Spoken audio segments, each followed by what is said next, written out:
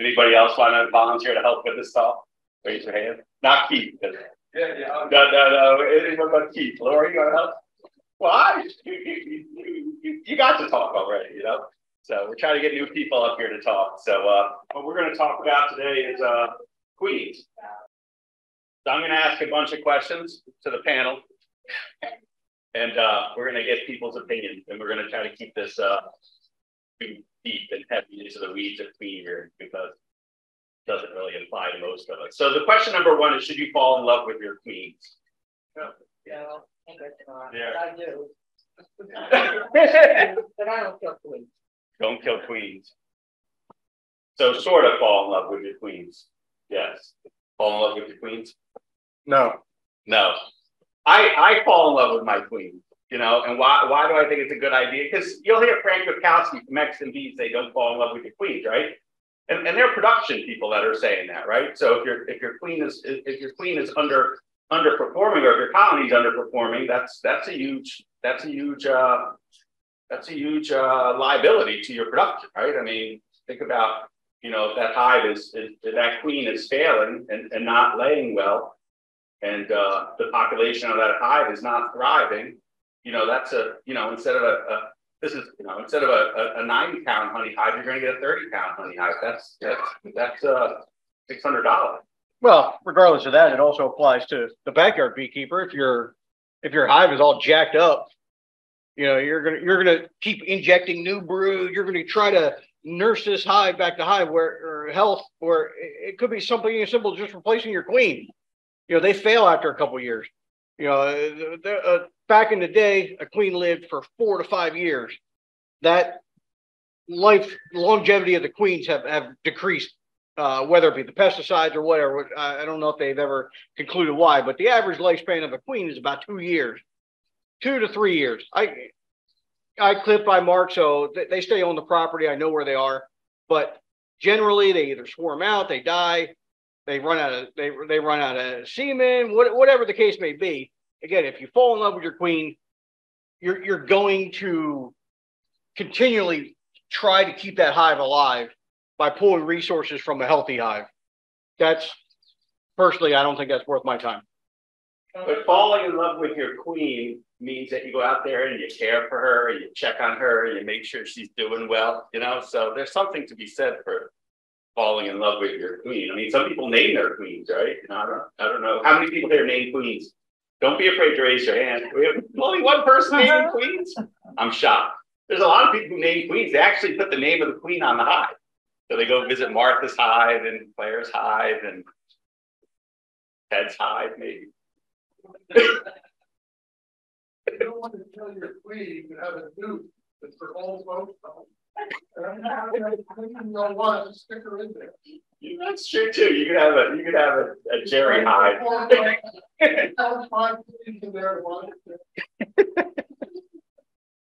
True that. So Sure. Yeah. Just a comment from Robin Underwood when we had a seminar last year up at State College.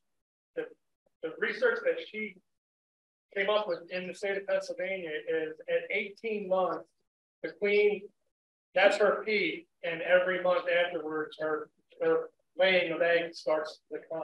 So about a year and a half is when they're absolutely best. Like talked about, they could go on for years, but how productive are they? Did she say 18 months of laying or 18 months of lifespan?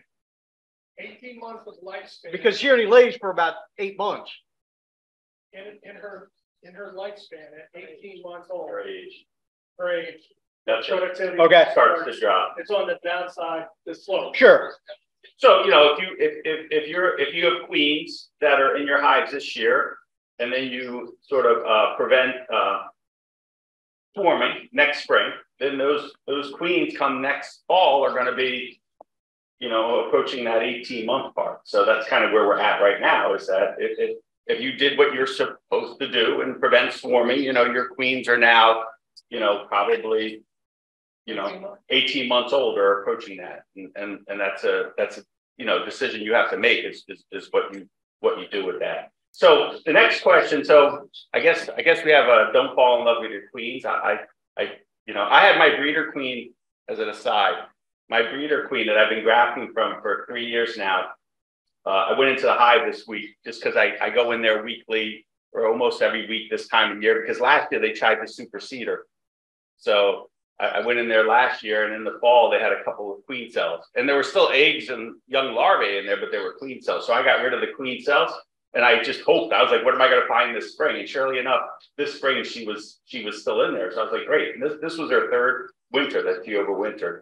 And I went in there last week, and I find one frame with some queen cells on it. I was like, oh, here they go again. You know, they're thinking it's the time of year. A lot of hives do supersede this time of year. And I said, they're at it again. They're going to supersede her. So I cut down 2 cells. I said, something in my brain said, check some more frames. I don't know what, check some more frames. And I pulled some more frames, and there were a lot more queen cells. And then I took a look at the frames, and there was no eggs or larvae on it. So I'm looking around trying to find the queen, and I don't see the queen. I don't see any eggs. I don't see any young larvae, and I just see queen cells. So I think she died. I've had a couple 3-year queens. I've had a couple queens that went for 3 years, and we're still laying strong. But in the fall, they superseded. They finally, and I thought it was that time anyway. So I let it happen. But they made cells, and next thing I have a beautiful queen who looks just like her. I don't know. You know, I don't have queens that are failing, and I keep trying to make that hive work. If it fails, that's gone.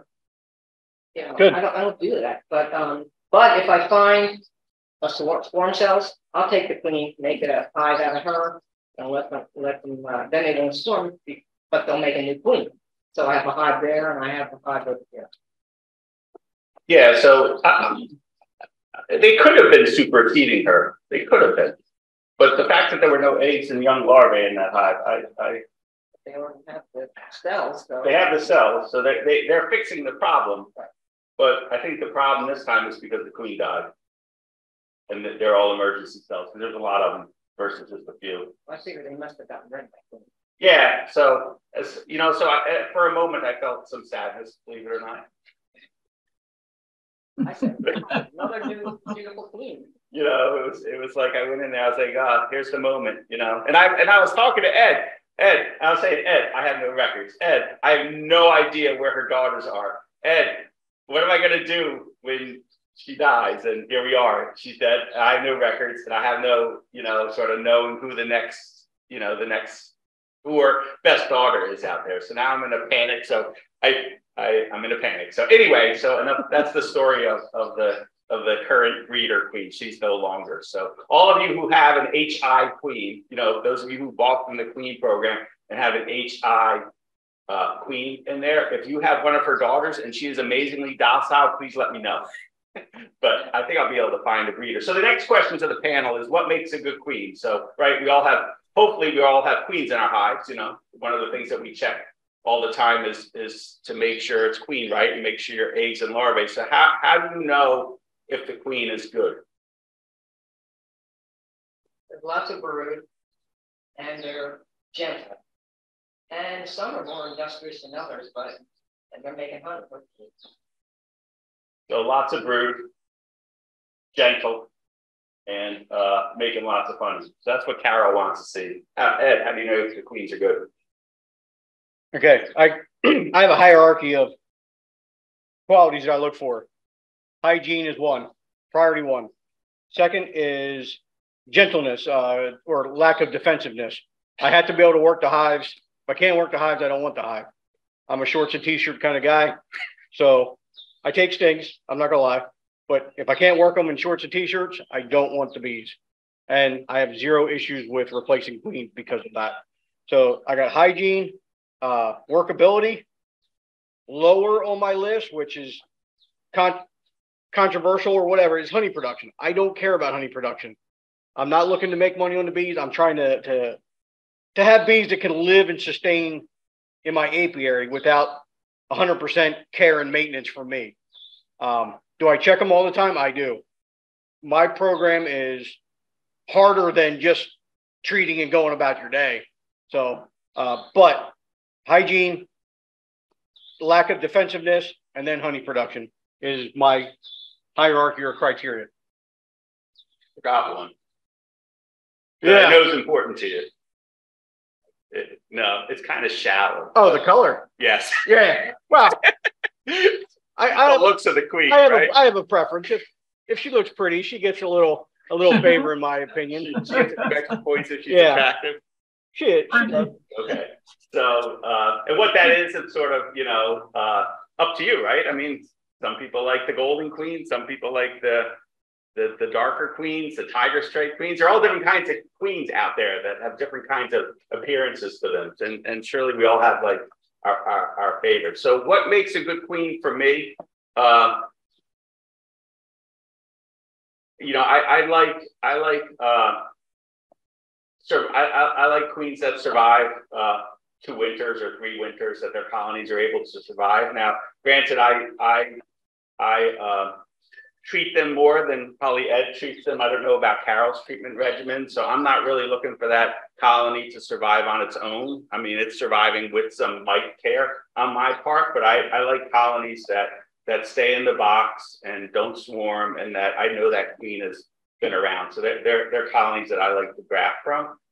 So surviving is one, because I don't want to be, you know, sort of dealing with loss every winter. And the other is gentleness. You know, I have my especially in my home yard, you know, I can't have bees chasing, you know, my kids around, or more so my wife around. That would be the end of my beekeeping, maybe the end of me, if my family was being chased around, or the people that buy honey at the honey stand. I actually heard that some people are afraid to come to the honey stand because there are too many bees around. I said, I thought that makes it more authentic, you know, like if the bees are flying around, you assume that the honey's from those bees, you know. But gentleness is one for me. And there's definitely different honey production, right? So there's definitely that Robin Underwood presented that at the somewhere recently. I forget where I heard it, but she was talking about the program where they had a whole bunch of different queens that were either local queens or California queens and Georgia queens. And they had a large sample. I think they had 30 in each group or 40 in each group. And they gave them to like experienced beekeepers, like Jeff Eckel was one, our inspector, who had these queens. And they asked them about a bunch of different outcomes. And one of them was honey production. And it was remarkable how much the local queens outperformed the Georgia and the California queens in regards to honey production. I mean, these were hives that were making, you know, 100+ pounds of honey versus 40 pounds of honey. And they were blinded. So the beekeepers were blinded to where those queens came from. But they were all it was funny because they were all marked in different colors. So one line of bees were, the queens were marked green, the other were red, the other yellow. And the word got around the green queens were the best.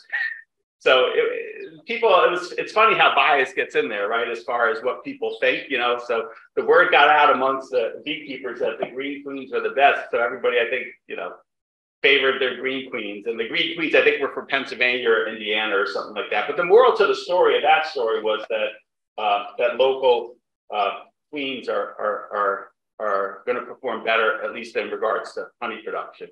Now, is that because they're more familiar with the area, or somehow they're imprinted in their genes to where to forage? I don't know. You know, why does a colony led from a Pennsylvania queen collect more honey than a colony led by a California queen? I don't know. You know, Indiana was first. Yeah. And Pennsylvania second. Right.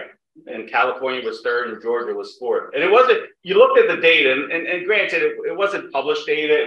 It was pre-published data, so it hadn't gone through peer review yet, which is sometimes the step that kills a lot of this kind of findings, you know, fortunately or unfortunately, depends on what side you're sitting on. But it was remarkably different how the honey production from Indiana and Pennsylvania queens clearly outperformed it. Yeah. So why do you think a Pennsylvania queen collects more honey than a Georgia queen? I would imagine that they're familiar with the foraging. Could be. And that could be learned. I don't know, somehow. What do you think, Carla? That Georgia water longer. The things so slow eventually get the frontage, but the northern bees, they only have a certain life span of collection costs. I don't know. So I think that you have to decide as a beekeeper what you want in your bees, right? Because the queen pretty much determines that largely to what kind of characteristics you have in your colony. And if your colony is doing what you like it to be doing, then keep your queen. If your colony's not doing what you like it to do, you should reconsider queening. Now, it's not always the queen's problem, right? So I did this with my apprentices. The hive cannot be producing well because of other reasons than the queen, right? So give me a few. This is when the audience participates and not keep. They could have one of the diseases in the book. Drifting, right? So drifting. The population is down in that hive because for some reason the bees are returning to the hive on the left or the hive on the right, whether or not it's hive prediction on the hive position on the stand, prevailing winds, pheromone related. I don't know why, but one hive is definitely attracting the foragers when they come back. So that hive is going to be more productive than the hive next to it. How can you test that theory? I don't know, switch the hives around and see whether or not that improves the production of that hive. But drifting's one. Others, I heard disease, right? So is the hive disease? Healthy, forage is only going to be as good as the health of the forager, right? So if your forager is struggling with some sort of viral infection or other infection, it may not forage as well. So one thing to consider is that, right? What else? Hive beetles, right? So is the hive just sort of on its decline and the hive beetles have moved in? I promise that I'm not going to talk about hive beetles today. So that's all I have to say, John. Any other reasons? Come on, guys. Oh, Keith knows it all. Somebody besides Keith. Come on. Poor forage. Poor forage, right? Nutrition. So, if you want to wake up in the morning, what do they say? Have breakfast, right? If you want to be productive, eat your breakfast, right? So, if you go into your hive and the pollen stores and the nectar stores are inadequate, then they're not going to have the energy to forage. The color of your hive, how they're painted. How's that going to affect productivity? Drift. Yeah. Drift. I have a theory that I've shared with a few. I don't know if I'm ready. It's ready for prime time yet. So that's the blue light thing. Yeah, thanks. The blue light thing. I think bees exposed to blue light work harder, but that's neither here nor there today. So stay tuned for that one. Yeah. Still doing data research. What? I'm exposing them to blue light through like a sort of a blue plexiglass inner cover that light comes through it. So I got this theory that blue light makes them work harder, but it makes them lay more. That's not a queen thing. It's not a queen thing. I don't know what it is. Okay, well, stop laughing back there. I hear you snickering back there. Yes, Howard. So if you have a queen in your early life, right? Should you replace all the queens in the apiary with her offspring? Well, we're going to talk about that in a second. Well, I'm talking about a failing hive. I know I'm boring people, and it's awfully simple, but we have to remember that most of us are simple people in this audience. So I'm talking about right now. I'm talking about if your hive's failing, before you blame it on the queen, what other factors should you consider? Because I see it all the time. Oh, my queen's not good. You have no idea if your queen's not good or not if you don't consider all these other factors. One of the things that people look at is laying pattern this time of year. It's dangerous. I always put fresh foundation in my hives this time of year. And part of the reason why I'm doing that is I want to see the queen lay on new foundation this time of year before I make an assessment if she's failing or not.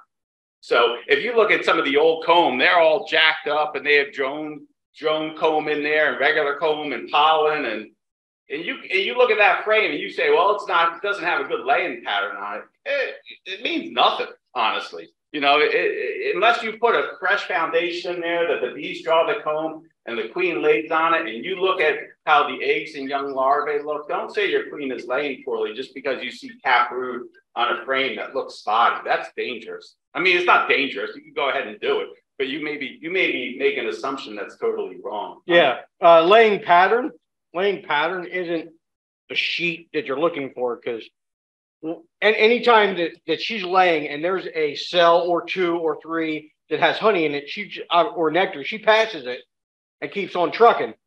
Well, now those couple cells are off that cycle. She won't hit them again until they clean that out, and that she may not come back to that. So when you're looking for a laying pattern, you look at every available cell was laid out. If she lays out a group here, and within that group, if it's wide open and there's missing stuff, that's a poor laying pattern. But if a whole frame there's 3,000 cells on one side of a frame. Typically about 1,200 is consumed by the honey. So she's got roughly 2,000 cells she could lay in. If only 1,000 of them are open and she laid 1,000 eggs, that is beautiful. But if there's 1,000 open and she laid 500 eggs, you'll see her. She'll be laying on the next frame where she missed 500 cells in that frame. It's not so much the specific numbers I'm saying, but that means that she was not thorough. She's either running out or she's not paying attention, blah, blah, blah. But when you're looking for a laying pattern, don't pull your frame out like this here and go, oh, there's holes in it. Those holes were filled with something at one time that she passed over. And until that frame goes completely empty, which is come July, August, she's going to slow down. They're going to pull the honey out. Come September, when she starts laying again, you'll see those full sheets of brood coming back. But again, don't automatically look at a frame of brood and say there's a lot of holes involved in her laying pattern. If she laid every available cell, that's a good laying pattern and a good queen. Yes, Paul. Hey, why did I look at you and say Paul? Okay, I'm in. Yes, Ed. Space issue? For example, if you only have one super on there, they fill that up. You've got that space to lay your eggs. Sure. Right. You harvest it and you put it in the space. Right, because they're used to living in a small space, right? So they're living in the wild. They're only in a 40-liter cavity, which is the 10 frame deep. So we sort of artificially make them very big for our own honey production. So right, and they'll fill up whatever space you give them. So if you want to make a lot of honey, when the honey flow is on, give them a lot of space, right? But eventually they will fill that space, and you may assume she's not laying much, but it may be because you're honey bound and they have filled every inch and cranny with nectar and honey, and therefore there's not much space to lay. So right, you have to think about the size of your house before you make an assessment of how well she's laying. I had one other thought about why a queen may not be laying well. The wrong population of bees, right? So you make up a nuke, and you have no idea what you're making when you make up a nuke.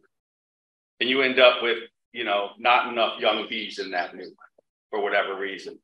And then you end up putting a new queen in that nuke. And you want to see, I'm going to check it in a week or two to see how that queen is laying. And you go back in and she's laid this much, and that just could be because you have not enough young bees in that, not enough nurse bees. Now, granted, older bees can revert back to nurse bees and take on some of that function, but you're not going to get, a frame or two of filled out brood if you don't have the right balance of bees in there. Hold on, Carol, you need the mic. And when you make a new cup, the old bees go back. Sure. So, you only have those nurse bees. And I found that if there's not enough in there, the queen's not laying. And you're thinking, I put a nice mated queen in here, why isn't she laying? Not enough bees. Yeah, or too much space to bee ratio is the other thing that you have to think about. If you're sort of starting up a new hive and you have a new queen and you have bees that are covering 3 frames and you put it in a 10 frame box, you're going to come back in a week or two and the queen's only going to lay so much. If you put that 3 frames of bees in a nuke box and come back in a week or two, that queen is going to be laying on a full frame or two at that point. So you have to think about that too before you make an assessment that the queen's not laying well. So what can you do? So you go to a hive this time of year and you're trying to make an assessment, this queen overwintered, she's approaching a year, 18 months. She doesn't look like she's laying well. How am I going to decide? One is you're going to keep notes, right? You're going to keep your notes because you're not going to make an assessment off a one-time assessment generally. So if you're going to try to make an assessment on if your queen's gentle, if your queen is thriving, you should have notes that you can look back at and make an assessment of that to see if it's consistent over time. Okay. What else can you do? You can decide, you can put a frame of emerging brood in there.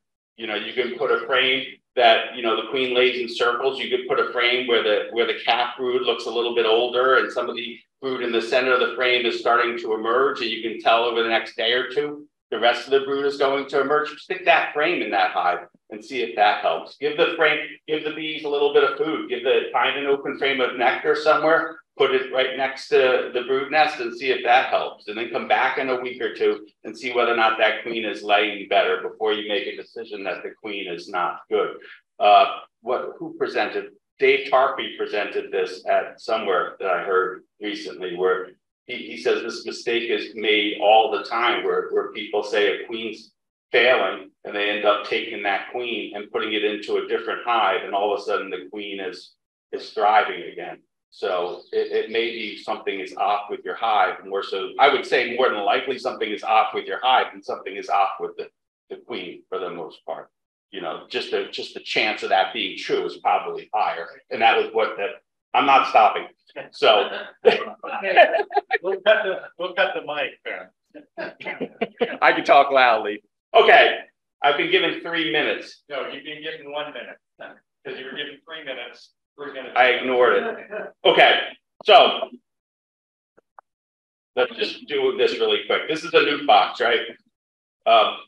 It's really easy to convert a nuke box into something that makes queens, right? So you basically take your nuke box and you put a 3/4 inch shim on the bottom of it, and then you put a solid bottom on the bottom of that. Why do you put a shim on the bottom of the nuke box? Because oftentimes if the hive is making queen cells or swarm cells, they hang down at the bottom, right? So if you just put a solid bottom on this, they'll crush the queen cells at the bottom of the frame. So you want a little bit of a shim to hold some extra space.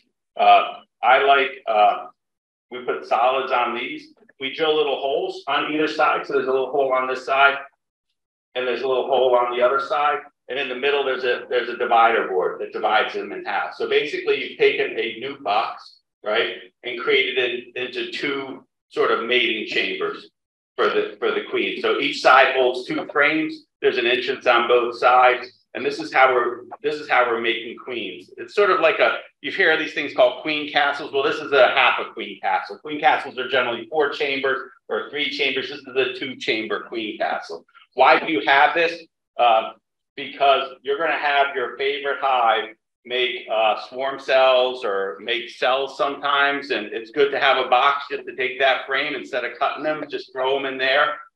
And then basically in 3 weeks, you'll come back and you'll have a new young queen laying in there. Whether or not you ever use her or not, well, that's kind of up to you, but it's going to solve a lot of the issues that people have right now where they don't have queens and they're calling me in a panic about no queens. I'm looking right at somebody who knows who I'm looking at. So you don't want to be in that position. So if you get a new box and you keep these colonies small and you always have a young queen and a few bees in here, it's great. So when you have a colony you like, this is one way to do it. The other way to do it is this thing called a double screen board. It's another way to basically easily take a colony and have that colony make a new queen. You have your favorite colony that's doing well. You're thinking, I like this colony, I like this queen, I want to make new queens from her. Basically, you put this on the colony, move some brood above without the queen, and now they're queenless up here, and the bees, through an emergency response, will make a new queen cell. She'll go out and mate. You have a new colony up here. There's plenty of YouTube videos about the use of a double screen board. It's become one of my favorite tools in the apiary to sort of, especially this time of year when I'm thinking about, do I want to make some overwinter nukes? Do I want to just have an extra spare colony around? It's really simple tool to use. So you don't need much to assure yourself that you always have good queens. You basically need a nuke box and a double screen board, and you can go on from there. Any last minute thoughts about queens, Carol? Sorry about putting you on the spot, but Carol's not as winded as me. I bought some of these from you years ago, and I use them. These? Yes, in the spring, when I find swarm cells, they go into things. That was many, many years ago. Probably been one for 10 years. It's all relative. Yes, so these things are great, and you can make them yourself. They're not hard to make. All you need is a shim. You can come up. I'll leave this up here if afterward you want to come up and look at the size of the hole or whatever, feel free. They're simple to make. Anyone can make this. And it's a great resource, and I'm getting pulled off the thing. Again, I'm not done yet. If you're interested in becoming a queen raiser, right? I didn't talk about queen raising today. I'm a queen raiser. Ed's a queen raiser. There's other people in the club who may be queen raisers too. Again, Keith talked about ways to make money and ways to be valuable and needed. Queen raising is one of them. There's plenty of need for queens. So if you're interested in pursuing that, please let either Ed and I know, and we can kind of train you up to do that. I think that's it.